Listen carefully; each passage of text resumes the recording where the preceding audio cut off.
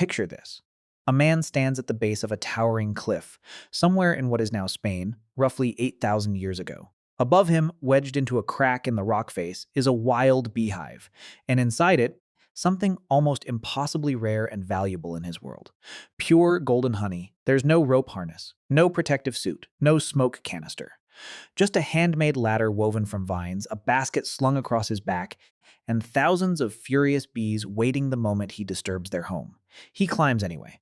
Why would anyone risk broken bones, venomous stings, or a fatal fall from a sheer rock face?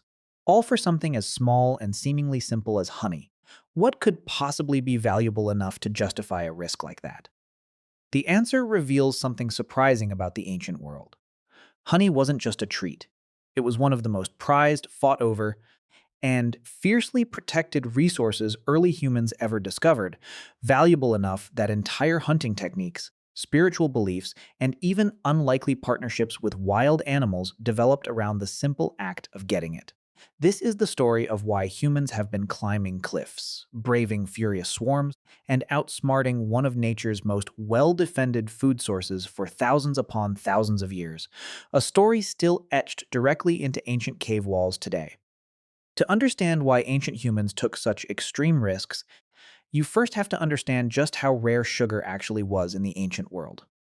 Long before agriculture, long before sugarcane, long before any concentrated source of sweetness existed, the human diet consisted almost entirely of meat. Roots, nuts, and whatever fruit happened to be in season, honey broke that pattern completely. It was, quite simply, one of the only naturally occurring, highly concentrated sources of pure sugar available anywhere in the ancient world.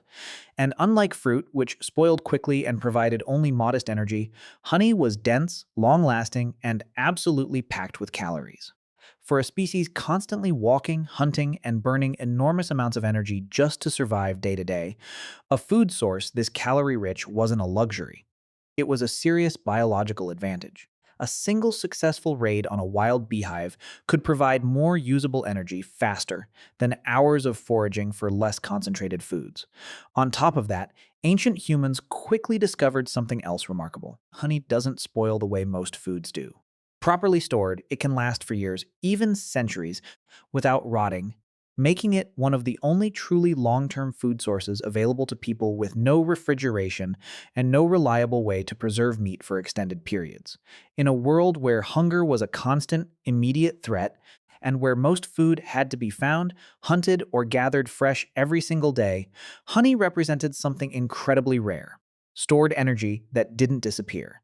And that alone made it worth an extraordinary amount of risk. But accessing that reward meant confronting genuine, serious danger. Danger that hasn't really changed much between then and now. Wild bee colonies don't build their hives in convenient, easy-to-reach locations. Over millions of years, bees evolved to build nests specifically in places that are difficult for predators to reach.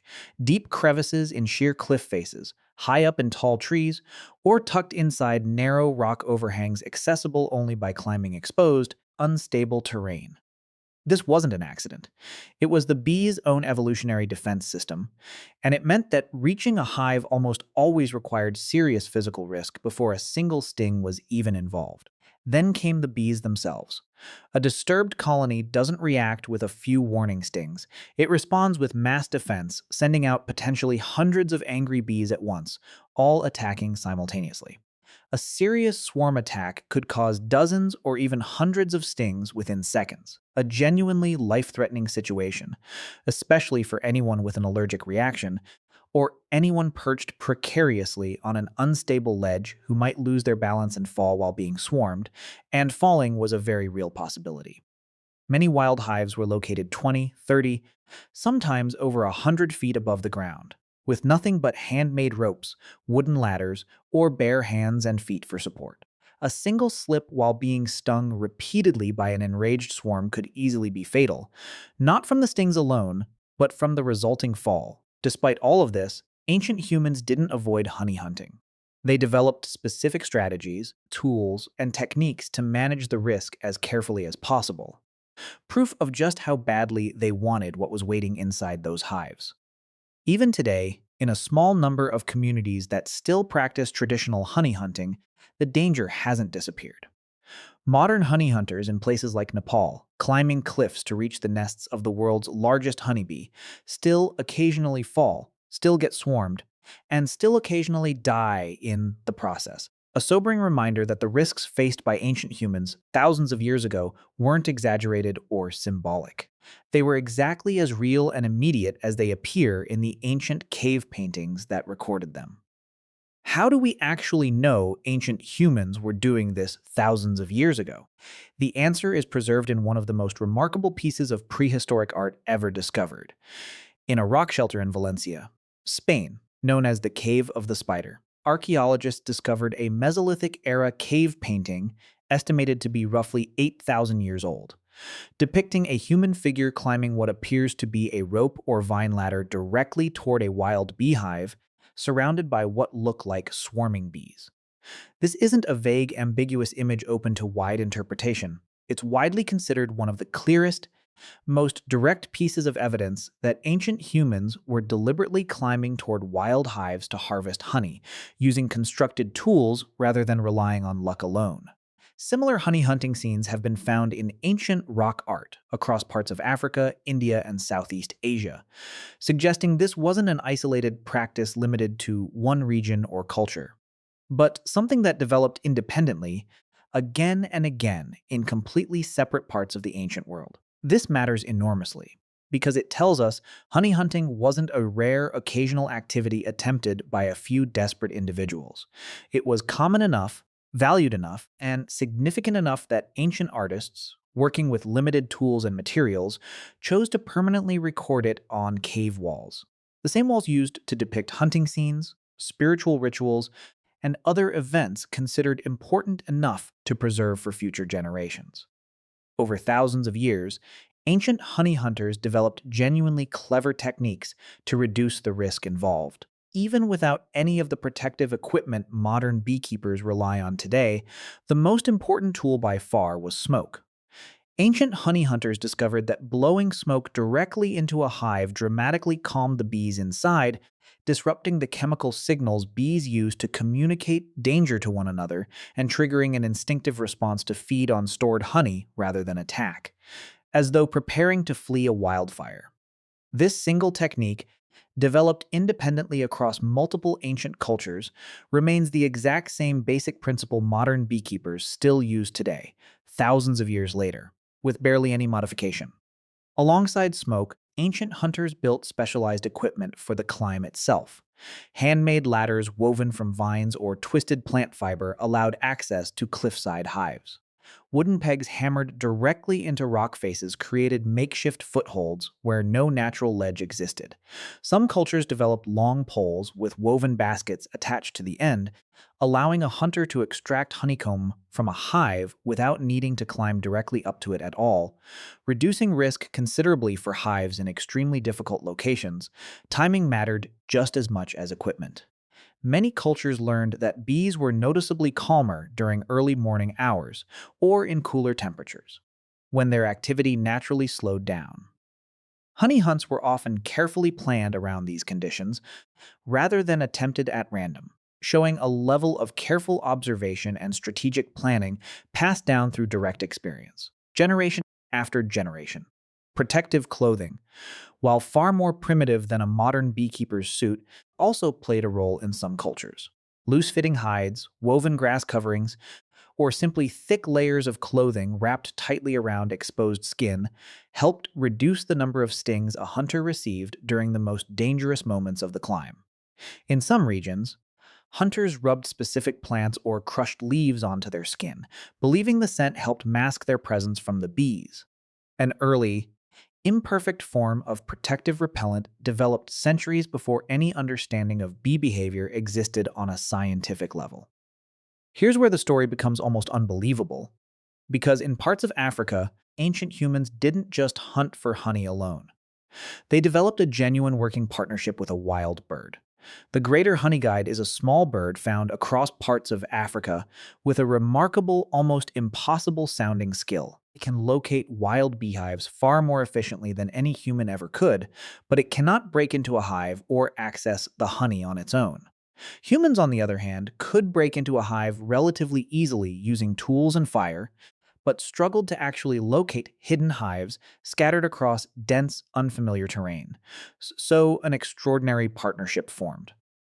Honey hunters in certain African communities learned to make a specific distinctive call, and honey guide birds learned to respond to it, actively leading hunters directly to a hive through a series of short flights and distinctive chirping calls, almost like a living compass.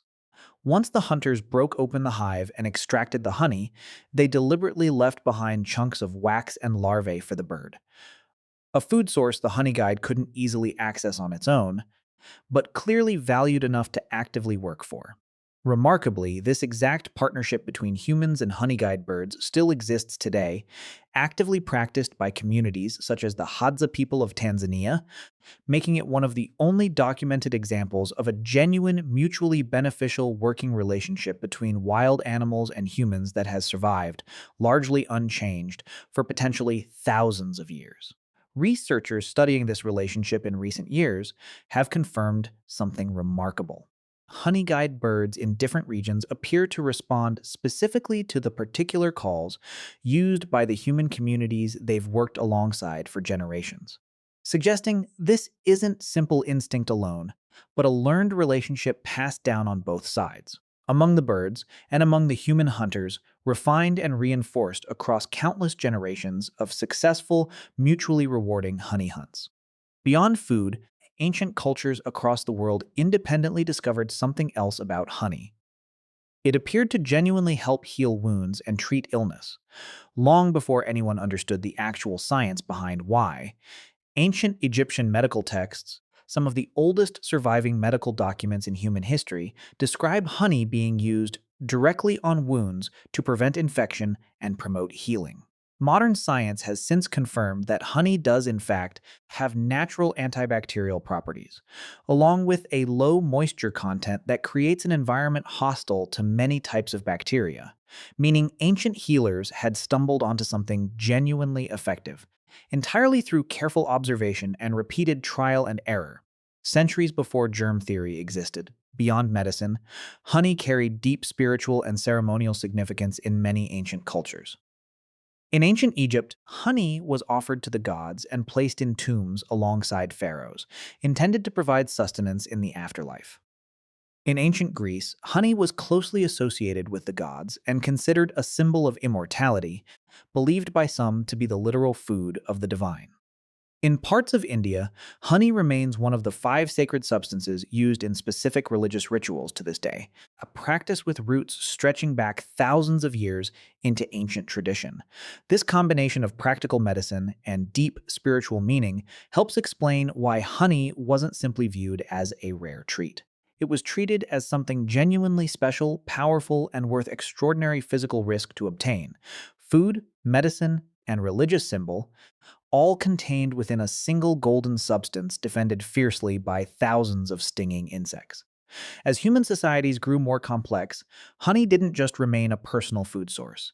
It became a genuine form of wealth, actively traded, taxed, and fought over across the ancient world.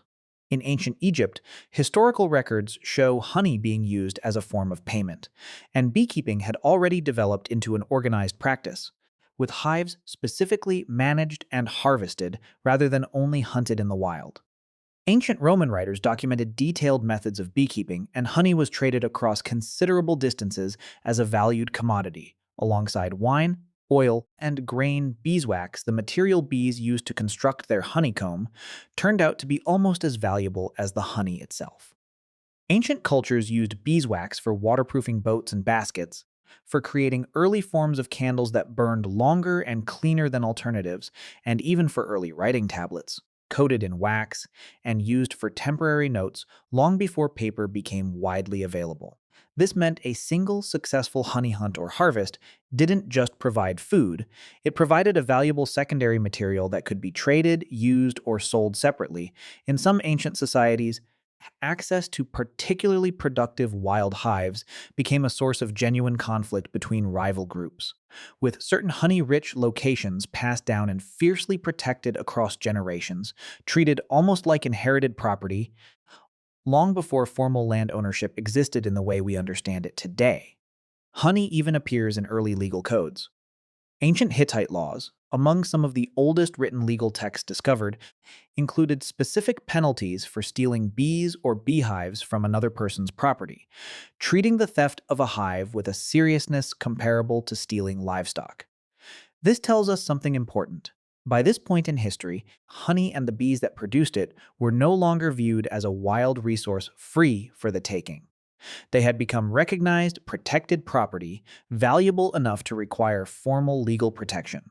What makes this story even more remarkable is how consistently it repeats across cultures with absolutely no contact with one another.